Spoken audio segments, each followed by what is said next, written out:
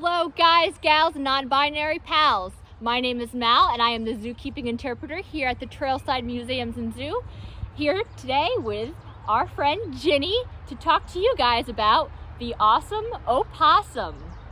Now let's get this settled first. Yes, it is an opossum with an O in the front, and all opossums are going to be native to North America. Possums, on the other hand, are going to be the little critters found in Australia and New Guinea. Those are the regular possums. We have the opossums, which are, in my opinion, just a little bit cooler. And let's talk about that. First, taking a look at Ginny, we'll see her tail. And she has what is called a prehensile tail. Now, she's not going to use that tail to hang upside down from trees like they do in the movies. Instead, what she's going to use that tail for is as a fifth limb to carry around with her leaves and sticks and twigs and stuff that she wants to bring with her to her den to build a nest. For Ginny, she's going to use that tail for her blankets, to carry her blankets around.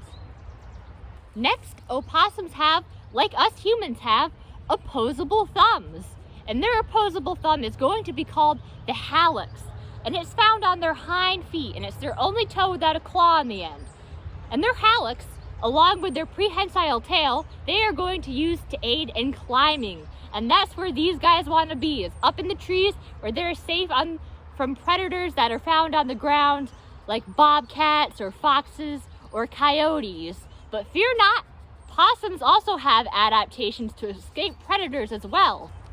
Now let's take a gander at the mouth of an opossum. Look at all those teeth. In total, possums have 50 teeth in their mouths, the most teeth of any land mammal. And when a possum is feeling scared or threatened by a predator, what they're going to do is face them and open up their jaw real wide in a big alligator smile. Show off all those pearly whites and look fierce. They're going to let out a long hiss and try to scare off that predator. And all else fails and the predator is not intimidated, plan B is, well, playing possum. So what these guys are going to do is they're going to flop over on their sides. Their eyes are going to roll back. Their tongues are going to stick out. They're going to secrete a nasty smell from their anal glands that's going to trick the predator into thinking that they've been dead for a long time.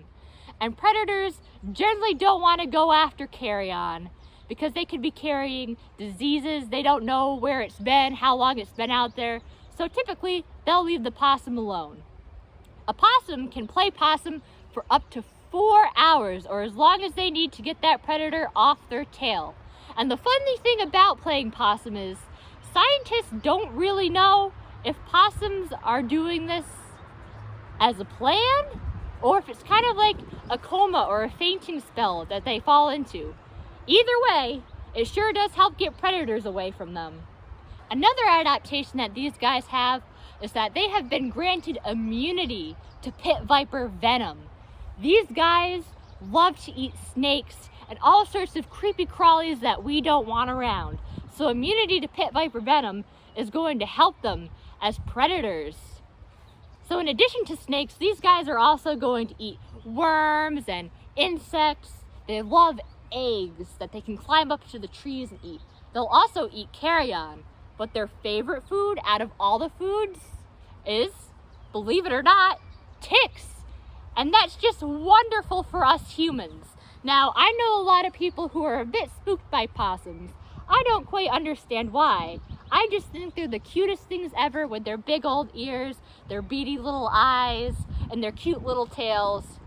But some people think they're creepy. So for those people, I always like to remind them that these guys play an important ecological role. By eating carrion, they're acting as nature's cleanup crew and eating all those dead, disgusting things that could spread disease to wildlife and to us. And by eating ticks, these guys are helping halt the spread of Lyme disease, which, with climate change, we have more ticks migrating northward in New York State. Opossums can consume more than 5,000 ticks in a single season. They actually travel on the forest floor in search of ticks and can munch up almost 95% of ticks in their path. Another reason we shouldn't fear our friends the opossums is that it's actually extremely rare for these guys to get rabies. Their body temperature is simply too low for the virus to survive. Now, perhaps the coolest part about opossums is that they are North America's only marsupial. So, like koalas and kangaroos and all those fun Australian animals, they have pockets. And those pockets aren't for storing their iPhone. They're for carrying their young. So just like a kangaroo, a baby possum is going to be called a joey, and they're going to spend the first 2 months of their lives living in their mother's pouch. A mama opossum can have up to 25 babies, and when they're born, they're no bigger than the size of a jelly bean. However, the pouch only has room for 13. So after 2 months, we're going to have 13 baby opossums that move from the pouch to their mama's back. Well, they'll ride around and eventually drop off when they're ready to explore the world. Can you imagine carrying 13 kids on your back? Now, a long time ago, people used to think that possums gave birth through their nose. And that's because when the babies are born, they look a trail to their pouch for the baby to follow and find its way to the pouch. People saw that back then and thought that the mother possums were sneezing their babies into the pouch. The design of the opossum has worked so well for them that they haven't changed much since the Ice Age. In fact, opossum-like animals have been around since the extinction of the dinosaurs, about 65 million years.